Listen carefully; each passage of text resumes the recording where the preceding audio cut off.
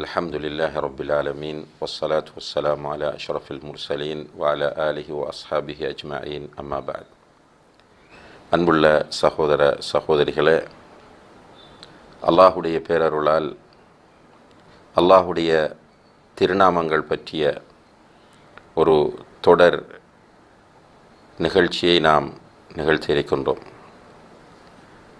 இந்த வகுப்பிலே அல்லாஹுடைய திருநாமங்களை அறிமுகப்படுத்தி அந்த திருநாமங்கள் சொல்லக்கூடிய பொருள்களை சுருக்கமாக முன்வைக்கலாம் என்று எண்ணியுள்ளோம். அல்லாஹுடைய திருநாமங்களை அறிவது என்பது ஒரு முஸ்லிமை பொறுத்தவரையில் மிக முக்கியமான ஒரு கடமையாக இருந்து கொண்டிருக்கிறது. ஈமான் கொள்ள வேண்டிய 6 அடிப்படைகளில் அல்லாஹுவை ஈமான் கொள்வது என்பது முதலாவது மிக பிரதானமான ஒன்றாக இருக்கின்றது.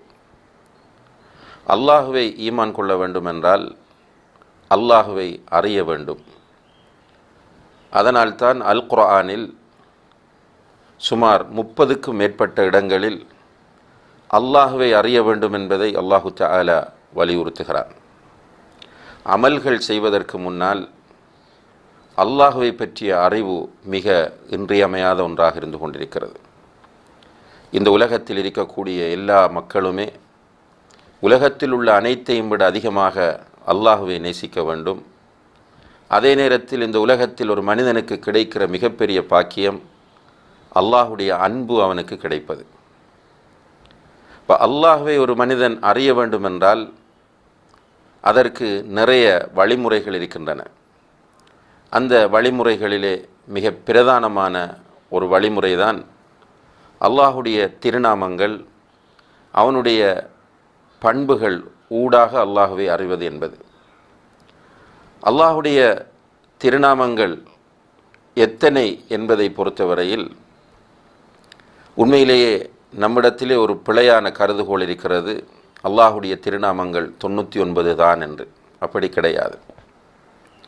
அல்லாஹுடைய திருநாமங்கள் எத்தனை என்பதை அல்லாஹ் ஒருவன் மாத்திரமே அறிந்தவனாக இருக்கிறான்.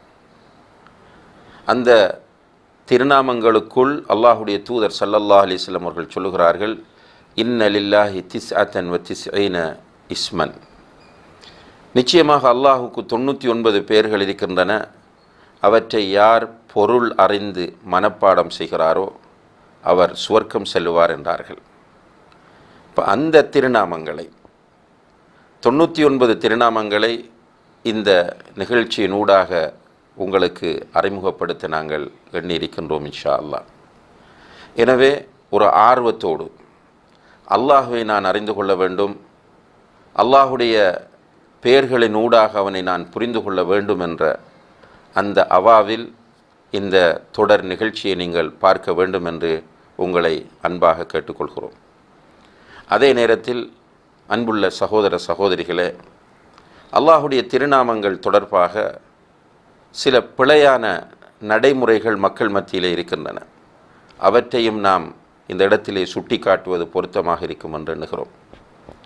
அதிலே ஒன்றுதான், சிலர் அல்லாஹுடைய பெயர்களை ஒரு பேப்பரிலோ அல்லது ஒரு போர்டிலோ ஏதாவது ஒன்றில் எழுதி அதை வீடுகளிலே தொங்கவிட்டு அதன் மூலம் பரக்கத்தை எதிர்பார்க்கிறார்கள். சிலர் வாகனங்களிலும் அதை தொங்க விடுவார்கள், வீடுகளிலும் தொங்க விடுவார்கள்.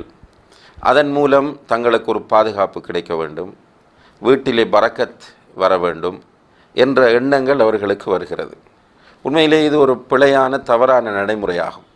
நபிகள் நாயகம் ஸல்லல்லாஹு அலைஹி வஸல்லம் அவர்கள் இவ்வாறு செய்யவில்லை. சஹாபா பெருமக்கள் மத்தியில் இவ்வாறான ஒரு நடைமுறை இருக்கவில்லை. அதே போன்று சஹாபாக்களுக்கு பின்னால் வந்த மக்கள் இவ்வாறான ஒரு நடைமுறையை செய்யவில்லை. எனவே நாமும் இதை கண்டிப்பாக தவிர்த்து கொள்ள வேண்டும்.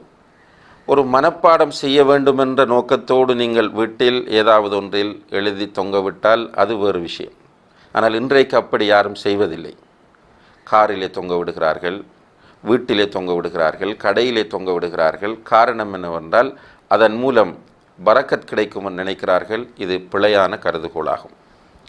அடுத்ததாக, இந்த அல்லாஹுடைய திருநாமங்கள் ஒவ்வொன்றுக்கும் ஒவ்வொரு தத்துவங்களை சொல்லி இதன் மூலம் இன்ன காரியம் நிறைவேறும், இந்த பெயரை கொண்டு இன்ன காரியம் நிறைவேறும், இன்ன நோய்க்கு குணம் கிடைக்கும் என்றெல்லாம் அல்லாஹுடைய திருநாமங்களை அவர்கள் பிரித்து பார்த்து கொண்டிருப்பதை நாம் காண முடிகிறது.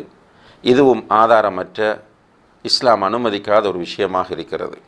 எனவே இவ்வாறான பிழையான நடைமுறைகளை அல்லாஹுடைய அஸ்மா உல் ஹுஸ்னா என்ற திருநாமங்கள் விஷயத்தில் நாம் தவிர்த்து கொண்டு அல்லாஹுடைய திருநாமங்களை பொருளுணர்ந்து மனப்பாடம் செய்து அது நம்மிடம் எதிர்பார்க்கக்கூடிய அந்த அம்சங்களை நம்முடைய வாழ்க்கையில் எடுத்து நடந்து வெற்றியடைய நாம் முயற்சிய வேண்டும்.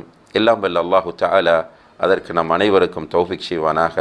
வஆஹிரு தஅவானா அனில் ஹம்துலில்லாஹி ரப்பில் ஆலமீன். வஸ்ஸலாமு அலைக்கும் வரஹ்மத்துல்லாஹி வபரகாத்துஹு.